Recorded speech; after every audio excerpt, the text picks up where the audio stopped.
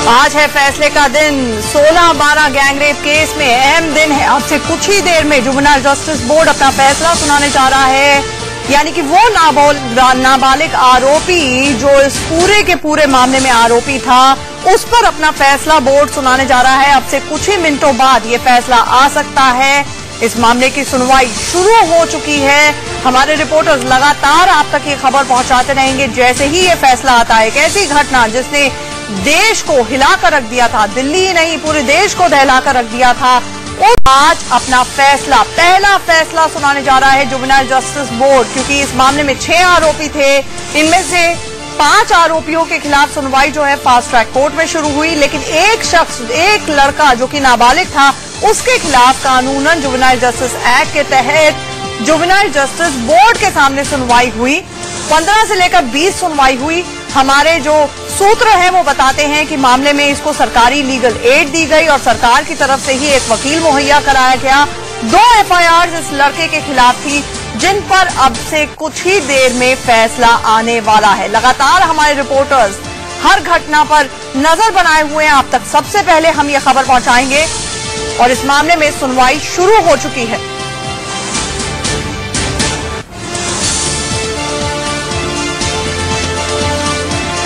हमारे साथ शीबा असलम फहमी जी जुड़ रही हैं और साथ ही साथ हमारे साथ अरुणा ब्रूटा जी जुड़ रही हैं जो कि जानी मानी क्लिनिकल साइकोलॉजिस्ट हैं, सोशल एक्टिविस्ट हैं शीबा जी, और साथ ही साथ हमारे साथ रजनीश जुड़ेंगे जो कि इस वक्त जेजेबी जुवेनाइल जस्टिस बोर्ड के बाहर इस वक्त मौजूद हैं। सबसे पहला सवाल शीबा जी आपसे, और ये सवाल हर एक के जहन में है, पूरे देश के जहन में है कि अब कुछ देर बाद जो फैसला आने वाला है जिसमें कहा जा रहा है कि ज्यादा से ज्यादा सजा कानूनन सिर्फ और सिर्फ 3 साल की, वो भी स्पेशल होम में इस नाबालिग लड़के को जो कि आरोपी है हो सकती है। क्या ये अपने आप में इंसाफ होगा? देखिए, इस मामले में ये कहना बहुत जरूरी है शुरुआत में कि इस समाज पर, इस देश पर आज का दिन बहुत भारी गुजरने वाला है। इसलिए कि जो शिकार हुए वो भी और जिन्होंने शिकार किया वो भी, ये बहुत कीमती जवानियां थी जो देश के समाज के काम आनी थी और अपने काम आनी थी। आज हम जो जाने वाली लड़की थी वो तो चली गई और आज हम इनके लिए सख्त से सख्त सजा की उम्मीद करके बैठे हुए हैं। तो एक समाज के तौर पर ये बहुत भारी दिन है हम पर। इसके साथ जो मामला जुवेनाइल कोर्ट में जो मामला चल रहा है, मुझे एक बात ये समझ में नहीं आ रही है कि सबसे पहले ये फैसला क्यों आ रहा है। क्या इससे सब कुछ तय होगा? क्या इससे पब्लिक एंगर को पैसिफाई किया जाएगा? क्या हम इसी की एक जुवेनाइल की उम्र और समय की डिबेट में उलझ के रह जाने वाले हैं, या हम इससे आगे बात करने वाले हैं इस मुद्दे पर जिसको हम कहते हैं वायलेंस अगेंस्ट वुमेन? तो ये कई सवाल हैं इसमें छुपे हुए कि सबसे पहले यही फैसला क्यों आ रहा है। सबसे पहले यही फैसला क्यों आ रहा है? रजनीश, आपसे जानना चाहेंगे। दरअसल इस मामले की 2 लेवल्स पर सुनवाई हुई। फास्ट ट्रैक कोर्ट में 5 आरोपियों के खिलाफ और जुवेनाइल जस्टिस बोर्ड में इस पर्टिकुलर नाबालिग लड़के के खिलाफ। आपसे ये जानना चाहेंगे कि फास्ट ट्रैक कोर्ट में, जो कि फास्ट ट्रैक है उसका नाम, हर एक के जहन में सवाल उठता है कि 6 महीने बीत गए हैं, अभी तक वहां पर फैसला क्यों नहीं आया, और ये जुवेनाइल का फैसला आखिरकार पहले क्यों आ रहा है, जो कि शीबा जी ने सवाल पूछा। देखिए आंचल, जो है फास्ट ट्रैक कोर्ट में जो बाकी के जो आरोपी हैं, जो बालिग आरोपी हैं, उन पे लगातार रोज जो है वो सुनवाई होती है, बहस होती है वकीलों के बीच।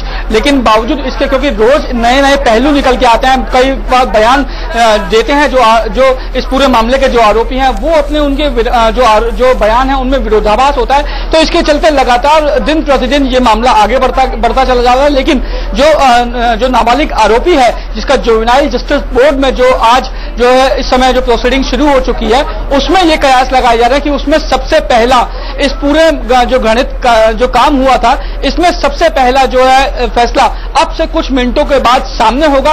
और जो है इस पूरे जो फैसले के बाद जब फैसला सामने आएगा, उसमें ये डिसाइड हो जाएगा कि आने वाले दिनों में जो बाकी आरोपी हैं उनके फैसले को आने के लिए ज्यादा दबाव बनेगा कि जब जुवेनाइल जस्टिस बोर्ड में जो नाबालिग आरोपी है उसके खिलाफ आज सजा का ऐलान होगा, उसके बाद बाकी जो आरोपी हैं उनका फास्ट ट्रैक कोर्ट में जो है और ज्यादा दबाव बनेगा कि उनका जो फैसला है वो भी जल्दी आए। इस पूरे मामले के बारे में जो है पूरी तरीके से जो है सभी लोग नजर बनाए हुए हैं, फास्ट ट्रैक कोर्ट में हो या जुवेनाइल जस्टिस बोर्ड में हो, सभी पे एक दबाव है कि इस पूरे मामले की जो है फैसला चाहे वो फास्ट ट्रैक कोर्ट का, चाहे वो जुवेनाइल बोर्ड का, जल्द से जल्द आए और अब से कुछ मिनटों के बाद इस पूरे जो 16 दिसंबर की रात जो वो घृणित कार्य होता है उसमें सबसे पहला फैसला जो है नाबालिग आरोपी के खिलाफ अब से कुछ देर के बाद जुवेनाइल जस्टिस बोर्ड में सुना दिया जाएगा। जी आंचल। अरुणा जी, आपसे पूछना चाहूंगी, जिस तरह शीबा जी ने भी सवाल उठाया कि आज का दिन बहुत भारी हम लोगों पर बीतने वाला है, एक साइकोलॉजिस्ट नहीं लेकिन एक समाज के तौर पर ये जो फैसला आ रहा है और जिसमें बताया जा रहा है कि 3 साल से ज्यादा तो सजा हो नहीं सकती और वो भी स्पेशल होम में भेजा जाएगा, तो इसे मरहम की तरह माना जाए या मजाक हो रहा है पूरे के पूरे समाज के साथ? नहीं, ना तो ये मरहम है और ना ये मजाक है। सवाल ये है कि ये तो जब लॉज बने थे तब हमें सोचना चाहिए था कि क्या हम मरहम लगाने के लिए लॉज बना रहे हैं या किसी का सुधार करने के लिए लॉज बना रहे हैं या सजा देने के लिए लॉज बना रहे हैं, किस लिए लॉज बना रहे हैं, या एक मॉडल क्रिएट करने के लिए लॉज बना रहे हैं कि दूसरों के लिए एक मैसेज जाए कि ये आप नहीं कर सकते। ऐसा हमारे लॉज में अभी तक कुछ नहीं है जो एक दहशत फैलाए सोसाइटी में कि पुरुषों को ऐसा नहीं करना। ऐसा कोई लॉ नहीं है। सवाल ये कि आप एनालाइज करिए कि कोई भी गवर्नमेंट, आप गवर्नमेंट को बीच में लाती हैं। मैं कहती हूँ कोई भी जमाना, कोई भी एरा था जहां ये अपराध नहीं होता था। ये रेप जो है ये पिता पुरखी है। आपने सुबह वाले कार्यक्रम में कहा था कि 1800 एंड समथिंग से ये रेप लॉज चले, तो अब जाके उनकी करेक्शन होने लगी या they were being polished all over again and looked at. लेकिन क्या इसका मतलब है ना कि 1800 से ये मानने लगे आपकी रेप एक जुर्म है? लेकिन क्या रेप होने बंद हो गए थे? ये अब लोगों को लगता है कि बढ़ गए हैं, लेकिन ये एक्चुअली इसलिए हमें लगता है बढ़ गए हैं क्योंकि मीडिया सामने ला रहा है। पहले तो लड़की को ही दबा दिया जाता था, लड़की को दबा दिया जाता था कि ये बात नहीं करनी, शायद तुम्हारे में कोई कमी थी। अब इतनी छोटी छोटी बच्चियों का बलात्कार करते हैं। अब आप वहां भी तो लगाइए ना, उसने कपड़े ठीक नहीं पहने हुए थे, वो अश्लील तरीके से ड्रेस्ड थी, या उसने भी कोई पहल करी होगी, उसने कोई गलत सिग्नल दिया होगा कि हम 3 साल की बच्ची को या 6 साल की बच्ची का बलात्कार करते। इस वक्त की बड़ी खबर आ रही है, आपको बता दें फैसला आ चुका है। हम अरुणा जी आपको रोकना चाहेंगे, इस वक्त की बड़ी खबर आ रही है। दिल्ली गैंगरेप केस में पहला फैसला आ गया है। 16 दिसंबर के लिए जो कांड हुआ, नाबालिग को दोषी करार दे दिया गया है। जी हां, दोषी करार दे दिया गया है। 25 जुलाई को सजा का ऐलान होगा। 16 दिसंबर का गुनहगार करार दे दिया गया है उस नाबालिग लड़के को जिसकी उम्र 17 साल कुछ महीने थी, करीब 17.5 साल का था। आज की तारीख में वो लड़का 18 साल का है, लेकिन जिस बर्बरता से, जिस तरह से एक 23 साल की लड़की के साथ जो हैवानियत बरती गई, उसके लिए इस शख्स को दोषी करार दे दिया गया है। हमारे पास बड़ी खबर आ रही है। हम आपको बता दें कि 25 जुलाई को उसकी सजा का ऐलान होगा, लेकिन आज जुवेनाइल जस्टिस बोर्ड, जो कि दिल्ली स्थित जुवेनाइल जस्टिस बोर्ड है, उसमें सजा का ऐलान कर दिया गया है। उसमें दोषी करार दे दिया गया है। सजा का ऐलान अब 25 जुलाई को होगा। लेकिन कानूनन जो लगातार सवाल उठ रहे हैं इस मामले में वो यही है कि अगर जुवेनाइल जस्टिस बोर्ड ने दोषी भी करार कर दिया है तो सजा होगी तो क्या होगी, ये अपने आप में सवाल है। क्योंकि पूरे के पूरे जुवेनाइल जस्टिस एक्ट के तहत जो ज्यादा से ज्यादा सजा हो सकती है वो है 3 साल। ये जो 3 साल की सजा है वो भी किसी बाल सुधार गृह में होगी, कोई स्पेशल होम में होगी। उसके लिए उस शख्स को जेल नहीं जाना पड़ेगा। लगातार हमारे संवाददाता जो दामिनी है उसके परिवार से संपर्क में है। किस तरह से दामिनी ने अपने 164 के बयान में इच्छा जताई थी, अपने परिवार वालों से कहा था कि इन सबको दरिंदों को फांसी होनी चाहिए, ये उसकी दिली इच्छा थी, आखिरी ख्वाहिश थी। लेकिन आज इसे दुर्भाग्य कह लीजिए कि हमारे देश की जुवेनाइल जस्टिस बोर्ड से फैसला आता है। 16 दिसंबर की घटना जिसने पूरे देश को सड़कों पर लाकर खड़ा कर दिया था, इकट्ठे आए थे लोग, हैवानियत के खिलाफ आवाज उठाई थी। आज उसमें पहला फैसला आता है और उसमें दोषी जरूर करार दिया गया है, लेकिन कानून के हाथ क्या बंधे हुए हैं, बड़ा सवाल है। जो भी फैसला आएगा, क्या जो सजा का ऐलान का फैसला होगा वो अपने आप में इंसाफ होगा, बड़े सवाल जारी है। हम आपको बता दें कि जो अभी की ताजा खबर आ रही है, 25 जुलाई तक जो सजा का फैसला है वो टल गया है।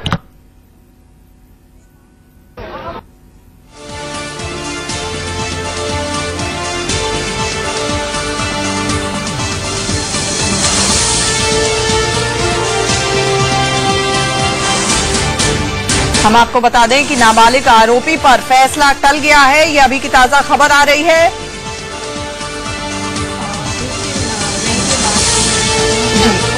अरुणा जी आएंगे आपके पास।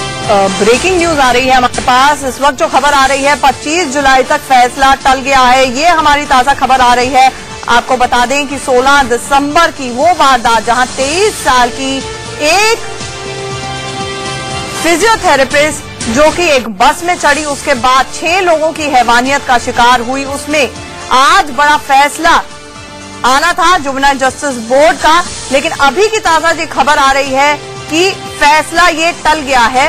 हमारे साथ रजनीश जुड़ रहे हैं। रजनीश, थोड़ी सी क्लैरिटी चाहेंगे। हम समझ सकते हैं कि मीडिया यहाँ पर अलाउड नहीं है कोर्ट के अंदर, ताजा खबर क्या है?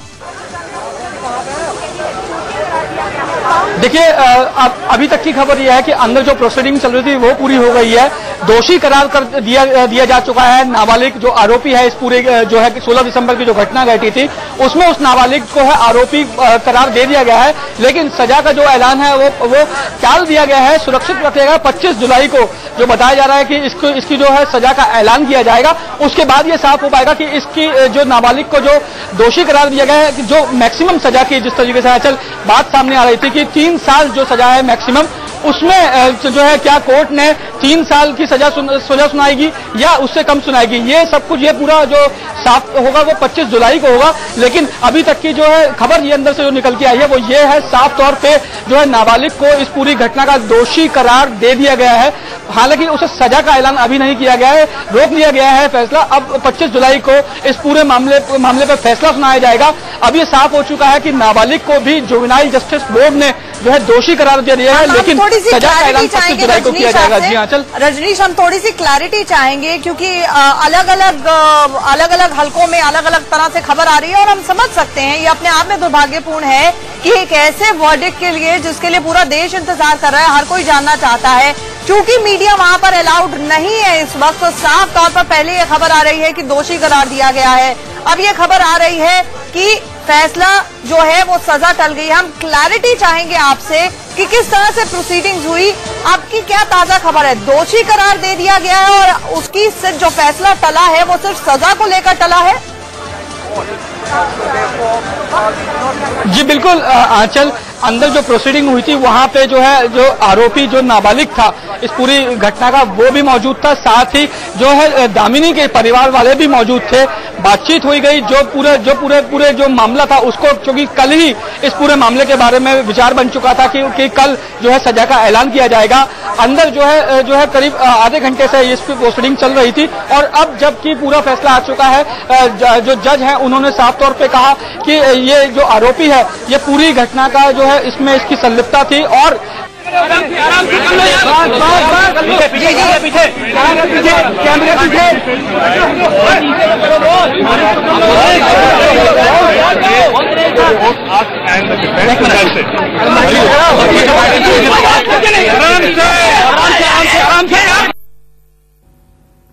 आप देख सकते हैं यहाँ पर कितनी भारी तादाद में लोग मौजूद हैं, मीडिया का जमावड़ा यहाँ पर लगा हुआ है। इस वक्त की बड़ी खबर आ रही है, जिस तरह से रजनीश हमारे संवाददाता बता रहे हैं कि 16/12 का पहला फैसला आज आ चुका है और नाबालिग आरोपी को दोषी करार दिया जा चुका है। जुवेनाइल जस्टिस बोर्ड ने दोषी करार दे दिया है। अब 25 जुलाई को जो फैसला आना है वो सिर्फ और सिर्फ सजा के मुतालिक आना है। सजा कितनी दी जाए उसमें, क्योंकि जुवेनाइल जस्टिस बोर्ड में अलग अलग तरह के प्रावधान है। जो ज्यादा से ज्यादा सजा हो सकती है वो सिर्फ और सिर्फ 3 साल हो सकती है, वो भी स्पेशल होम में हो सकती है। लगातार हम अपने दर्शकों को दिखा रहे हैं किस तरह से अलग अलग हलकों से अलग अलग तरह की आवाजें उठ रही हैं, सवाल उठ रहे हैं कि आखिरकार दामिनी को अगर इंसाफ का दिन है आज, तो क्या वाकई यही इंसाफ है? हमारे साथ रजनीश लगातार जुड़े हुए हैं। रजनीश, हमने देखा कि वकील भी बाहर आकर कुछ बोल रहे थे, क्या कुछ कह रहे हैं वो? देखिए, वकीलों ने जो अंदर जो प्रोसीडिंग चली उसमें वकीलों ने सिर्फ एक ही बात बाहर आके कही कि कोर्ट ने जो है नाबालिग आरोपी को दोषी करार दे दिया है, लेकिन जो सजा का जो ऐलान है वो 25 जुलाई को किया जाएगा। तो आप सभी लोग 25 जुलाई तक का वेट कीजिए और 25 जुलाई को ये साफ हो जाएगा कि इस नाबालिग को कितनी सजा दी जाएगी। इतना जो है अंदर से जो लॉयर भाव निकले थे उन्होंने साफ तौर पर इतनी ही बात साफ की कि अंदर प्रोसीडिंग हुई, साफ तौर पर दोषी पाया गया और दोषी पाने के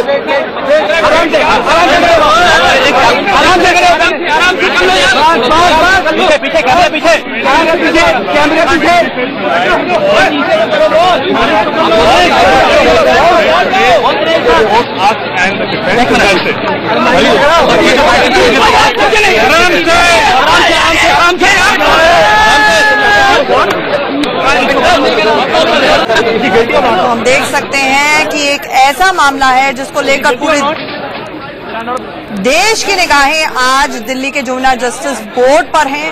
हमारे संवाददाता हमें ताजा जानकारी दे रहे हैं, जो बता रहे हैं हमें कि दोषी करार दिया जा चुका है, लेकिन 25 जुलाई को सजा का ऐलान होगा। शिवा जी, दोषी करार दिया जा चुका है, लेकिन हम जानते हैं ये एक तरह से समाज के लिए, हम सबके लिए, वो तमाम महिलाएं जो एकजुट हुई थी, सड़कों पर उतरी थी इंसाफ के लिए, वो ये भी जानती हैं कि कानून पूरी तरह से उसके हाथ बंधे हुए हैं, वो नपुंसक है इस स्थिति में। मुझे लगता है थोड़ा सा और सेंसिटिव होने की जरूरत है। ये शब्द, ये शारीरिक दुर्बलता है, इसको ना कहें, लेकिन दूसरी नहीं, नपुंसकता एक शारीरिक दुर्बलता है, उसको छोटी वो उसमें कोई पीड़ित हो सकता है। मैं दूसरी बात कहना चाहती हूँ, आज का जो सबसे बड़ा फैसला था, देखिए वो आ गया कि उसको उन्होंने करार दिया कि वो आरोपी है। अब सवाल यही है कि हम इस डिबेट में क्यों उलझने के लिए मजबूर हैं।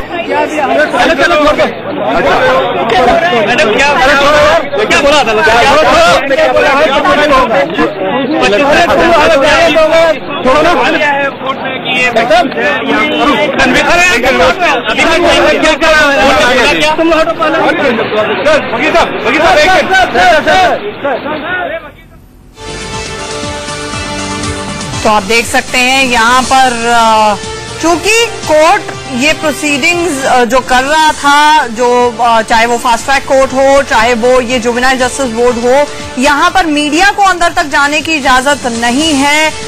अपने आप में ये भी दुर्भाग्यपूर्ण चीज है कि जब तक ये पूरी की पूरी प्रोसीडिंग्स में ये समझ में आता है कि बार हो आप कवर नहीं कर सकते हैं, लेकिन इसके बावजूद कम से कम जो अमूमन दूसरी जगहों पर भी होता है कि बाकायदा पीआर पर्सन्स अपॉइंटेड होते हैं जो आपको ब्रीफ करते हैं, या कोर्ट स्टाफ आकर बाहर ब्रीफ करता है। हम देख सकते हैं अलग अलग वकील अलग अलग दिशाओं में जा रहे हैं, लेकिन अभी तक जो पूरे का पूरा बयान है वो हम अपने दर्शकों को नहीं दिखा पा रहे हैं, और मजबूरी यही है क्योंकि ये प्रोसीडिंग जो है वो मीडिया के लिए नहीं थी। लेकिन ये पहला फैसला आया है जिसमें ये कहा गया है कि नाबालिग दोषी है। शिवा जी, नाबालिग दोषी है, ये करार दे दिया गया है, लेकिन ये एक तरह से पे कंपली है कि आगे की सजा कितनी हो उस पर कानून साफ साफ कहता है कि 3 साल से ऊपर की सजा नहीं हो सकती है। तो 25 जुलाई को जो फैसला आ भी जाएगा, क्या वो इंसाफ होगा? सवाल यही है कि अदालत का काम है इस देश में जो बना हुआ कानून है उसको इंटरप्रेट करना और उसको लागू कराना। अदालत के हाथ खुद बंधे हुए हैं। हमें ये समझना पड़ेगा कि इस केस की पूरी डिबेट, जिसका पूरे देश को इंतजार था, वो पूरी डिबेट 18 साल में कितने महीने कम है की तरफ सिमटती जो जा रही है, ये खतरनाक है। क्योंकि जो वहां पर बालिग लोग मौजूद थे उस बस में, अगर उन्होंने भी इस नाबालिग को रोकने की कोशिश की होती तो ये शायद घटना नहीं घटती। तो सिर्फ नाबालिग ने ये किया, नाबालिग ने ये किया, इस पर ध्यान देने की जरूरत है कि देखिए ये एक ऐसा कंट्राडिक्टरी सिचुएशन है हमारे यहाँ कि हम क्राइम के लिए तो उम्र की एक घंटा नापने को तैयार हैं, लेकिन वैसे हम कहते हैं कि समाज जो है बच्चे पहले मैच्योर होते हैं। ये वैसे आपको बता दें शिवा जी, जो अभी की ताजा खबर आ रही है, जस्ट बिकॉज ये बहुत सारे वहां पर वकील निकल रहे थे, मिसकम्युनिकेट कर रहे थे, और ये अपने आप में दुर्भाग्यपूर्ण है, जैसा कि मैंने ये नहीं होना चाहिए था। अब ये खबर आ रही है कि 25 जुलाई को आएगा फैसला, और फैसला टल गया है। यानी कि पूरी तरह से एक तो ये देख लीजिए कि एक फैसले का जिसका देश को इंतजार था, तमाम महिलाओं को इंतजार था, वो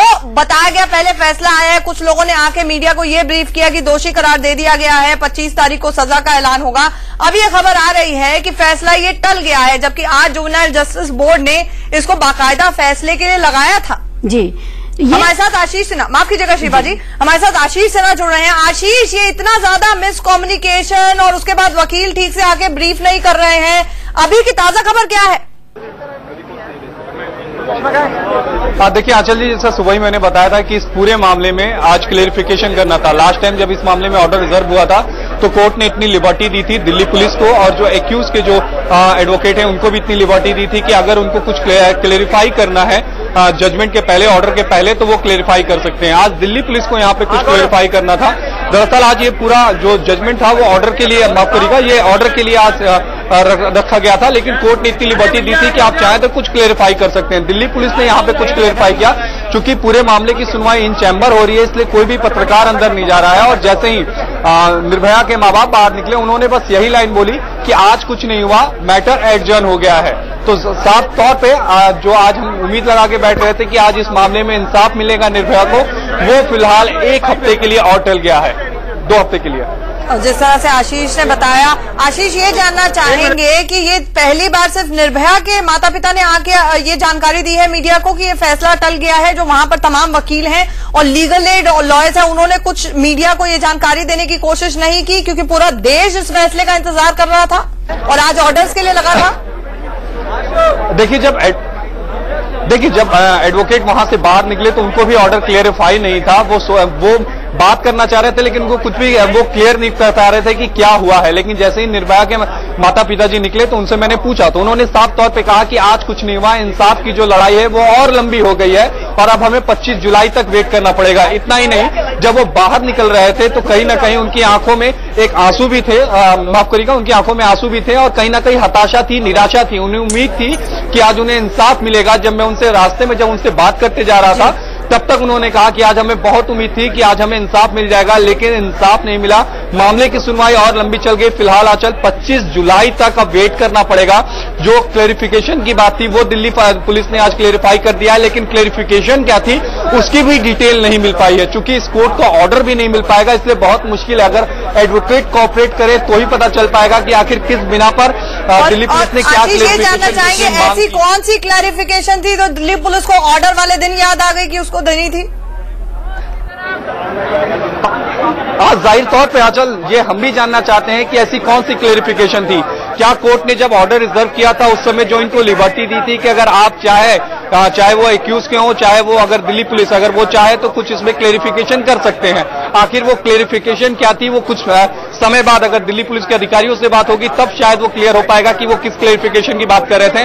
लेकिन सिंपल सा मामला है, आज ऑर्डर रिजर्व हुआ था। अगर दिल्ली पुलिस चाहती, अगर वो कुछ क्लेरिफाई नहीं करना चाहती, क्योंकि जेजे एक साफ तौर पर कहता है कि किसी भी जो 18 साल से कम का अगर कोई लड़का जो जुमनाइल है, अगर एक्यूज है, अगर उसको 3 साल से ज्यादा की सजा नहीं मिल सकती है।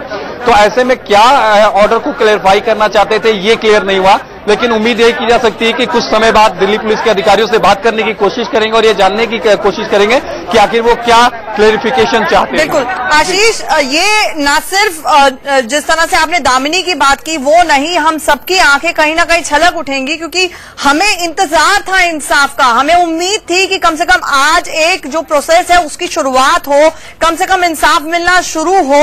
लेकिन जिस तरह से आपने बयां किया, हमसे बताइए, हमें ये बताइए और हमारे दर्शकों को बताइए कि जब दामिनी के माता पिता यहाँ पर पहुंचे थे किस तरह के हाव भाव थे, आपसे क्या उन्होंने बातचीत की और बाहर निकलते वक्त उनका क्या कहना था, एक बार फिर से हमारे दर्शकों को बताइए। देखिए, जब सुबह उनसे मुलाकात हुई हस्बैंड और वाइफ से, जो दामिनी के माता पिता हैं, तो वो बहुत ज्यादा खुश थे। उन्हें लग रहा था कि चलो 3 साल की ही सजा मिलेगी, 3 साल के लिए भले उसे सुधार गृह में भेजा जाएगा, लेकिन कहीं ना कहीं इंसाफ मिलेगा। क्योंकि इस पूरे जो घटना हुई थी 16 दिसंबर की, उसमें पहली बार किसी पे आरोप तय हो, माफ करिएगा, किसी को कन्विक्ट किया जा रहा था। उन्हें उम्मीद बहुत थी, लेकिन जैसे ही वो कोर्ट रूम से बाहर आए, मेरी उनसे लगातार संपर्क हो रही थी। आज से ही नहीं, बहुत पहले से मैं उनके लगातार संपर्क में था। जब से घटना हुई मैं उनके लगातार संपर्क में था और आज जब वो कोर्ट से बाहर आए तो उन्होंने मुझसे यही पहली लाइन बोली कि आशीष, हमें बहुत निराशा हुई और हमें उम्मीद नहीं थी। बहरहाल 25, उन्होंने यही कहा कि इंसाफ की जो लड़ाई है वो 25 जुलाई तक खींच गई है, हमें इंतजार अब 25 जुलाई को करना पड़ेगा। आंचल, वही दूसरी तरफ अगर हम बात करें साकेत कोर्ट की, तो साकेत कोर्ट में अमूमन लगभग सबकी प्रोसिक्यूशन के विटनेसेस हो चुके हैं और दूसरी बात करें तो अभी इनके जो एक्यूज हैं उनकी गवाही चल रही है। तो उम्मीद ये की जा सकती है कि अगस्त में इनका फैसला आएगा साकेत कोर्ट का। शायद ये एक बड़ी वजह हो कि ये दोनों फैसले आसपास आ सकते हैं, जुलाई के एंड में ये आ सकता है और अगस्त के फर्स्ट वीक में आ सकता है। लेकिन एक सवाल अभी भी आंचल ये है कि दिल्ली पुलिस आखिर क्या क्लेरिफाई करना चाहती थी? दिल्ली पुलिस आखिरकार क्या क्लैरिफाई करना चाहती थी? शिबा जी, आप कुछ कहना चाह रही हैं। एक ऐसे दिन जब पूरे देश को फैसले का इंतजार था, इंसाफ का इंतजार था, एक तो सही तरीके से यहाँ पर जानकारी नहीं मिल पाती है, उसके बाद इस तरह की खबर का आना कि फैसला टल गया, और दिल्ली पुलिस राम जाने क्या क्लैरिफाई कर रही थी।